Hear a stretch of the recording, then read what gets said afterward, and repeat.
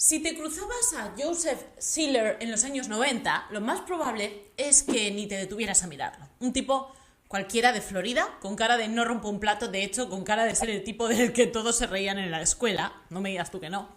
Pero ya sabemos cómo va esta historia. A veces los monstruos no parecen monstruos hasta que se les cae la careta. Y en el caso de Sealer, la máscara tardó 26 años en caerse. Durante más de 2 décadas, este hombre vivió tranquilamente mientras la policía intentaba resolver el brutal asesinato de Robin Cornell, una nena de 11 años, y su niñera Lisa Storey, de 32. Un crimen escalofriante que dejó a una familia destrozada y a toda una comunidad aterrada. Pero lo más increíble de todo es que Sealer no era un asesino fugitivo escondido en la selva ni un genio del crimen borrando todas sus huellas. Todo lo contrario. Este tipo siguió con su vida como si nada, acumulando antecedentes, metiéndose en problemas y creyéndose intocable. Hasta que cometió el error más estúpido de su vida. En 2016, una simple muestra de ADN lo delató y en cuestión de días Sealer pasó de ser un ciudadano más a convertirse en el protagonista de un caso que llevaba más de un cuarto de siglo sin resolverse. Esos son 25 años. De nada. Pero aquí no acaba la historia, porque si algo caracteriza a los psicópatas es su habilidad para el drama barato. Cuando finalmente lo atraparon y lo llevaron a juicio, Sealer no solo negó todo, sino que se las arregló para convertir la corte en su propio circo. Desde atacar a su propio abogado hasta grabarse la palabra asesino en su dentadura postiza. Sí, esto pasó de verdad. Y tengo imágenes que no te vas a querer perder, por lo que asienta bien ese culo en el sillón. La historia que hoy te traigo tiene de todo, todito, todo. Un crimen atroz, una investigación llena de frustración y un giro inesperado gracias a la ciencia. Y un juicio que parece sacado de una película de humor negro. Así que comencemos. ¿Qué tal, mis curiositos? Sin censura. Bienvenidos, bienvenidas un día más a tu cuarto de los casos criminales favorito. Así que sí, imagina esto. Una madre regresa a casa después de pasar la noche fuera. Es una mañana tranquila en Cape Coral, Florida, un barrio residencial donde nunca pasa nada fuera de lo normal, pero al cruzar la puerta de su casa lo que encuentra es una escena sacada de la peor pesadilla. Jan Cornell, la madre de Robin, sintió al instante que algo no andaba bien. El aire dentro del apartamento era pesado, denso, como si alguien hubiera estado allí mucho tiempo, alguien que no debía. Cuando llegó a la habitación de su hija, la realidad la golpeó como un tren de carga. Su hija, Robin Cornell, de 11, y Lisa Storey, de 32, estaban muertas. Lisa era la nueva compañera de cuarto de Jan y esa noche había aceptado quedarse a cuidar de Robin. Nadie pudo imaginar que sería la última vez que las verían a ambas con vida. Los detalles del crimen, escalofriantes, curiosita. Ambas habían sido abusadas y asfixiadas hasta la muerte, pero lo peor vino cuando la policía analizó la escena y descubrió algo aún más perturbador. El asesino no se había ido inmediatamente después del crimen, se quedó en la casa.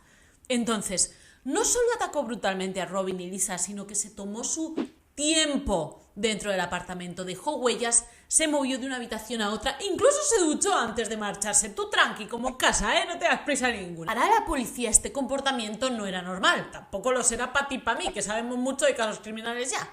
No era un robo que salió mal ni un ataque improvisado, era algo calculado, pero sobre todo era algo propio de un loco de manual. Y bien, con tantísima evidencia, lo lógico habría sido que el caso se resolviera en cuestión de días, en cuestión de horas, si me apuras.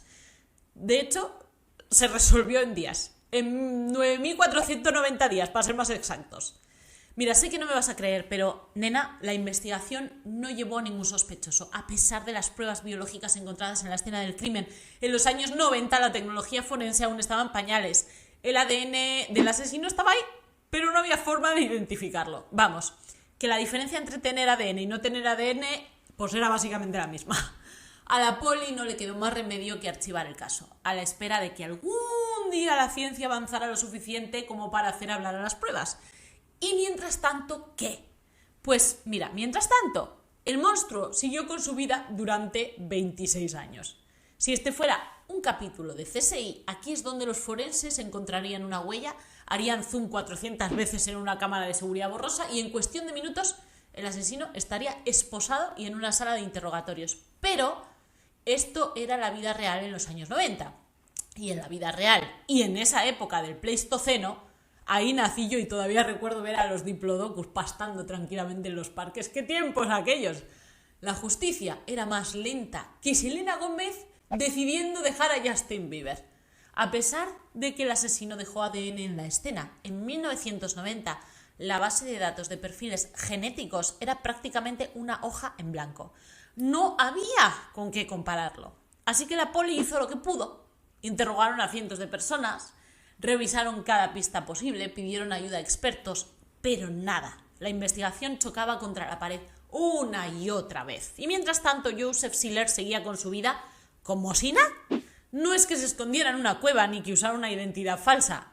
No hizo falta. El tipo siguió en Florida, acumulando arrestos por violencia, robos y otros delitos, pero sin levantar sospechas sobre el crimen de Robin y Lisa. Y aquí es donde uno se pregunta, ¿cómo carajo pasó desapercibido por más de 25 años? Porque si revisamos su historial, Sealer no era exactamente un ciudadano modelo. Mira, tuvo problemas con la ley varias veces, como te digo. Fue arrestado por posesión de armas ilegales, por agresiones y hasta por violencia doméstica. ¿Qué digo yo? ¿Quién coño se metía debajo del mismo techo con este tío? O sea, había alguien que se lo comía. En serio.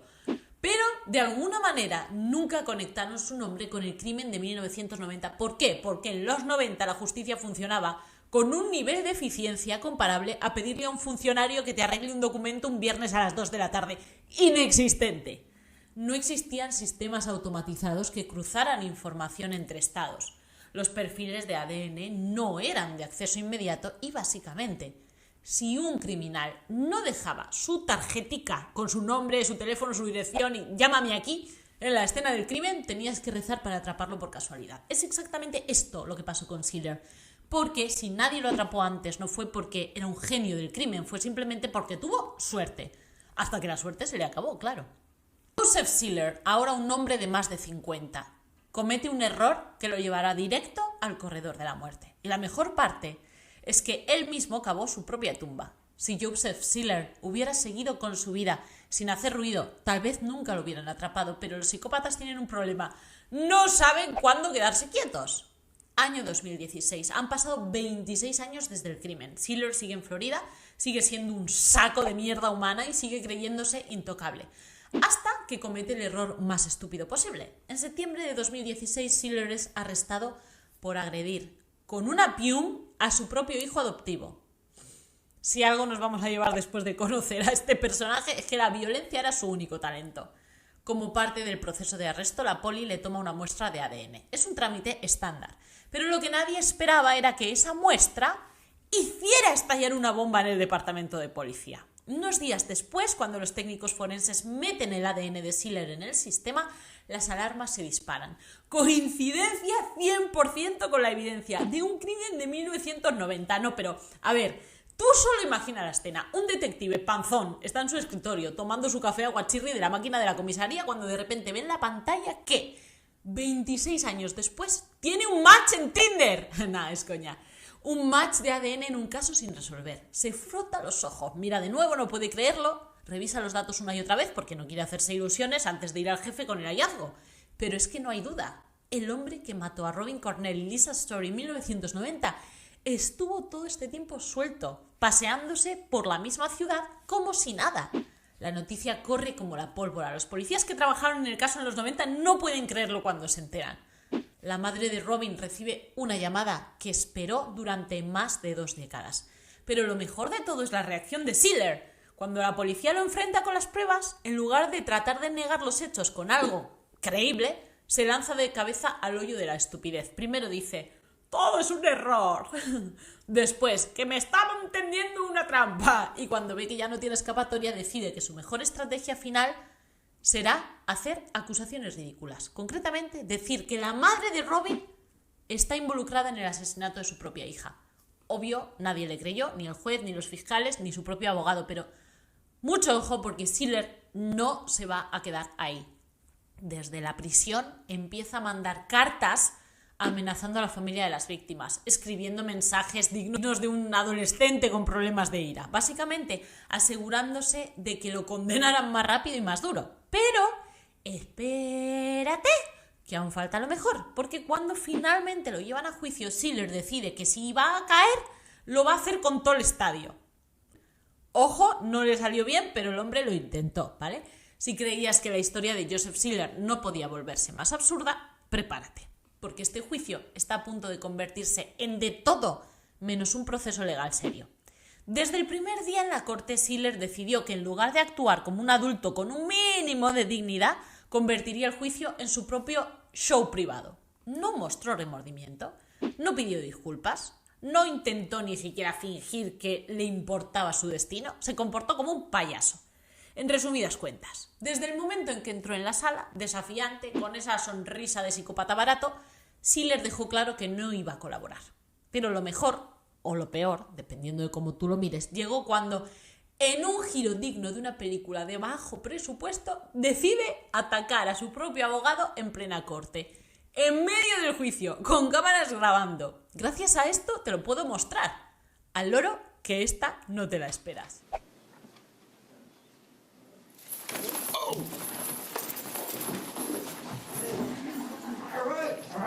Y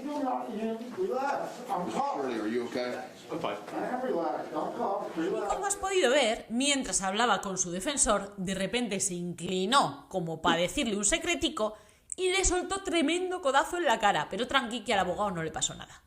Un hombre que enfrenta pena de muerte por un doble asesinato decide, con toda la brillantez de su intelecto, agredir al único tío que está intentando, por obligación todo se ha dicho, defenderlo. La sala quedó en shock cuando los guardias saltaron sobre él mientras que el juez lo miraba con la paciencia que un maestro mira a un crío de estos de la última fila. Te has dado cuenta de que se sientan ahí solo para hablar y reírse de los demás, ¿no? Dios, lo que me molestaba a mí esta peña en el colegio, chaval. Haberme librado de ellos es de las pocas cosas buenas que tiene haberme hecho mayor. Pero espera, porque aún hay más. En otro episodio de Sealer, siendo el peor cliente de abogado de la historia, decidió que su mejor estrategia legal era...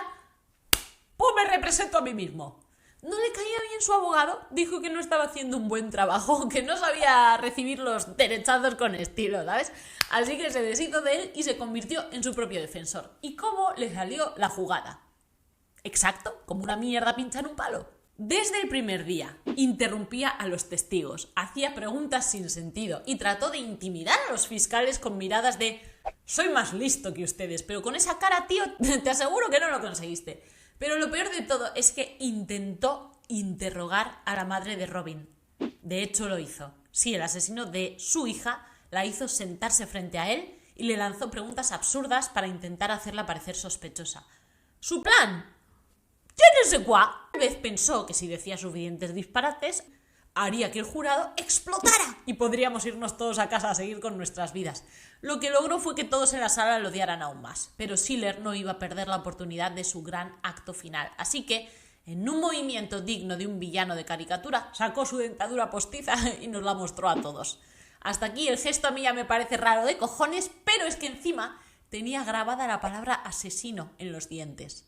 Lo que nuestro querido Joseph decidió que fuera lo último que recordáramos de él era que tenía asesino escrito aquí en los peños. Y aquí ya ni siquiera a mí se me ocurre qué chiste hacer, de verdad te lo digo. Después de semanas de espectáculo barato llegó el veredicto. Ni siquiera Sealer pudo seguir sosteniendo su circo. El jurado no tardó demasiado en llegar a una conclusión: culpable de asesinato en primer grado, de agresión sexual, de invasión de morada, de todo lo que se le podía cargar, de estúpido, de gilipollas. Y la sentencia, pena de muerte. Pero aún faltaba una última escena del patético este, y llegó cuando el juez leyó la condena. Y Sealer, en lugar de mostrar algún tipo de reacción negativa, algo típico humano, ¿no? Cuando te dicen que te van a... sonrió, como si esta fuera la victoria de su vida, que probablemente lo fuera. Este es el momento que quedó grabado en la memoria de todos los presentes. Una bestia que no mostraba miedo, que no mostraba arrepentimiento, que solo sonrió cuando le dijeron que lo iban a matar, porque él sentía que había ganado. Pero la verdad es que perdió hace mucho tiempo. Para su desgracia, el corredor de la muerte no es un show mediático. Aquí no hay cámaras, ni jurados, ni testigos. Solo hay una celda minúscula, comida de cárcel, aislamiento 23 horas al día y lo peor de todo, tiempo, mucho tiempo para pensar, tiempo para darse cuenta de que ya no es nadie, que la prensa perdió el interés, que su nombre solo volverá a aparecer cuando anuncien su... y que al final del día él no fue un criminal brillante, sino solo un tipo con suerte que no supo cuándo dejar de tentar al destino. Y ahora bien, este caso nos deja muchas preguntas y yo quisiera que pudieras contestarlas conmigo en comentarios. Ahí te van. ¿Cuántos más como Joseph Sealer hay ahí afuera caminando entre nosotros creyéndose intocables? ¿Cuántos crímenes sin resolver podrían encontrar justicia con una simple prueba de ADN? Y sobre todo, si la poli nunca hubiera tomado su ADN en 2016, ¿habría muerto sin ser descubierto? ¿Qué crees, curiosita, curiosito? Te leo en comentarios. Muchísimas gracias por haberme acompañado un día más. El abuelo curioso se mete de Strangis por aquí para decirte que si no quieres perderte ninguno de los casos criminales que están por venir en tu cuarto de los casos criminales favorito, te suscribas y actives la campanita de notificaciones. Recuerda que también te estamos esperando por Instagram y yo te mando un suculento besote donde más te guste, para que pienses mucho en mí. Hasta el próximo día. ¡Mua!